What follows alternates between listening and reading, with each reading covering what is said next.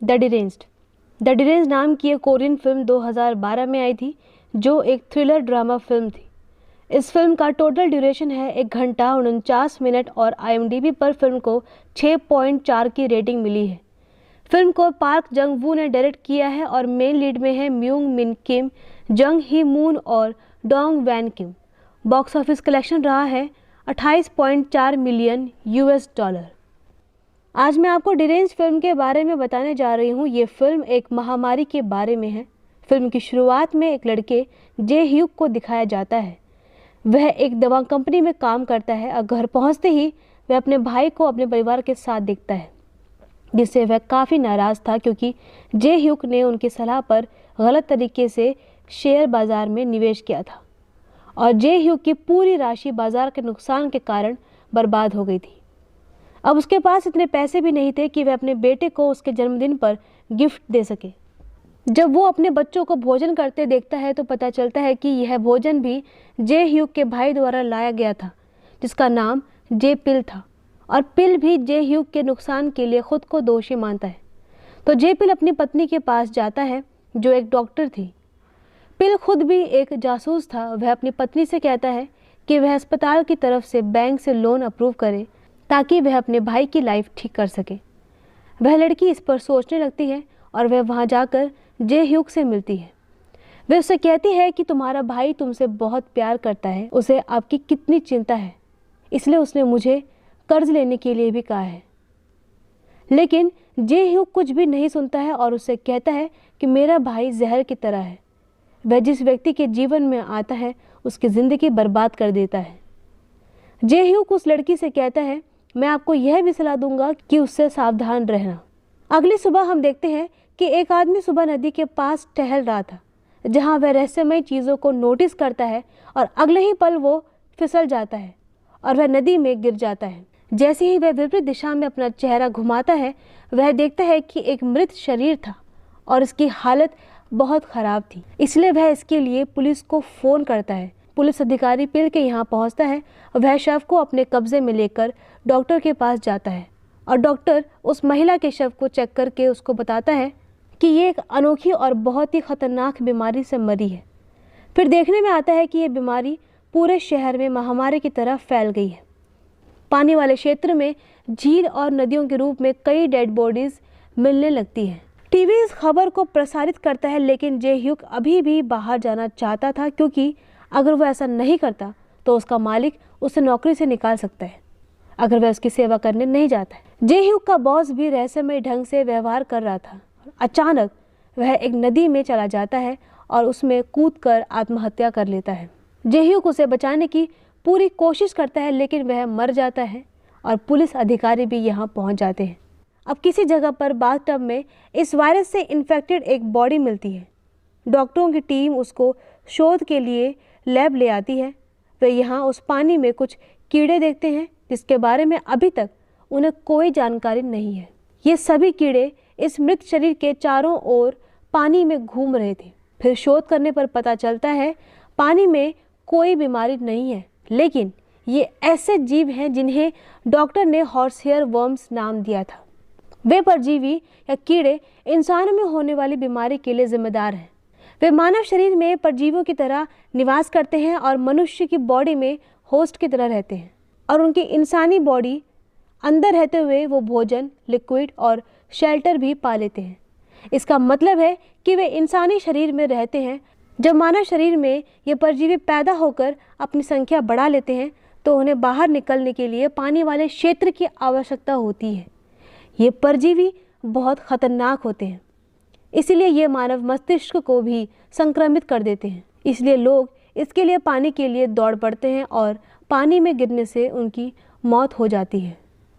और यह इस बीमारी का अंतिम चरण है, जब उन परजीवियों को खुद को मुक्त करने के लिए पानी की आवश्यकता महसूस होती है।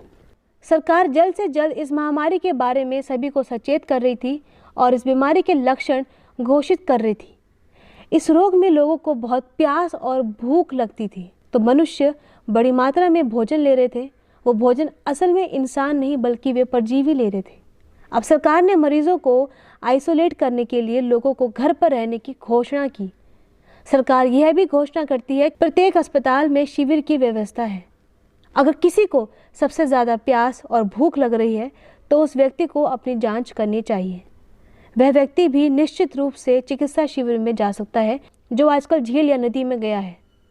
जहां जे ह्यूक अपने घर से निकला था, वह भी तुरंत अपने घर लौट आता है और उसकी पत्नी बताती है कि वे भी एक दिन पहले झील गए थे। जे ह्यूक के परिवार को बहुत भूख और प्यास लग रही थी और इसने संकेत दिया कि उनका परिवार भी इस बीमारी से संक्रमित हो चुका है। फिर फिल्म में अस्पताल और मेडिकल कैंप का नज़ारा दिखाया गया है जिस पर भीड़ भाड़ लगी थी। लोग वहां तोड़फोड़ कर रहे थे क्योंकि सभी को अपने और अपने परिवार के लिए दवा की ज़रूरत थी। दूसरी तरफ डॉक्टर और सरकार की पूरी टीम एंटी पैरासाइट दवा का सुझाव देती है, ऐसी दवा जो पेट के बैक्टीरिया को मारती थी। अब वे यह प्रयोग एक मरीज पर करते हैं लेकिन उनका प्रयोग विफल हो जाता है। पिल की पत्नी उसे बताती है कि उसके भाई का पूरा परिवार अब संक्रमित हो गया है। पूरे शहर में जगह जगह लाशें पड़ी थी और उन लाशों को उठाने के लिए लोगों की कमी पड़ रही थी। तभी वहाँ एक मरीज बताता है कि उसने विंडाजोल नाम की दवा ली है जिससे वह बिल्कुल ठीक हो गया है। इसका मतलब है कि यह सुनिश्चित करता है कि इस बीमारी के इलाज के लिए एक दवा है और यह विंडाजोल है। अब सभी लोग फार्मेसियों से विंडाजोल लेने के लिए आगे बढ़ते हैं और उस दवा का पूरा स्टॉक खत्म हो जाता है। अब सरकार विंडाजोल की कंपनी के साथ डील करती है और उसे उनके लिए और दवाएं बनाने के लिए कहती है, लेकिन उन्होंने इसे किसी कारण से बनाने में मना कर दिया। फिर सरकार पूछती है कि वे उस मुख्य रसायन का खुलासा कर सकते हैं जिसके माध्यम से वे स्वयं निर्माण कर सकते हैं, लेकिन उस कंपनी के मालिक इसके लिए भी मना करते हैं। पिल को उस कंपनी का एक आदमी मिलता है जिसको पिल काफ़ी मारता है, तो वो एक आश्चर्यजनक तथ्य का खुलासा करता है कि हमारी कंपनी 5 साल पहले शोध कर रही थी। जैसा कि ज्ञात है कि ये परजीवी बहुत खतरनाक होते हैं और हमारी कंपनी के शोधकर्ता इसे 5 साल पहले से जानते थे। वह आदमी ये भी बताता है ये परजीवी दिमाग को भी नियंत्रित कर सकते हैं। उनकी कंपनी एक ऐसी दवा बनाने जा रही थी जो इस बीमारी को ठीक कर सके। फिर एक और कंपनी ने हमारी कंपनी को टेक ओवर कर लिया और इसलिए हमें इस शोध को रोकना पड़ा। फिर सभी शोधकर्ता सहकारी योजना बनाते हैं कि वे विंडाजोल लेवल वाली कई दवाइयों का निर्माण करेंगे और वे सभी परजीवियों को झील में छोड़ देंगे। तब बहुत से लोग संक्रमित होंगे और बाजार में विंडाजोल की कमी हो जाएगी।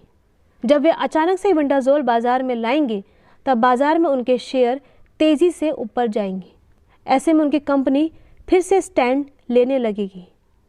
अब पिल के पास अपने भाई के परिवार को बचाने और उसका प्रकोप दूर करने का उपाय था, तो वह उस आदमी से विंडाजोल के स्टॉक के बारे में पूछता है ताकि वो अपने भाई के परिवार को ठीक कर सके और वह आदमी उस स्थान का खुलासा करता है। लेकिन जब पिल वहाँ दवाई लेने के लिए पहुँचता है तो एक और आदमी वहाँ आकर स्टॉक में आग लगा देता है। यहाँ जे ह्यूक की हालत और ख़राब हो गई थी क्योंकि उनकी आखिरी उम्मीद भी ख़त्म हो चुकी थी।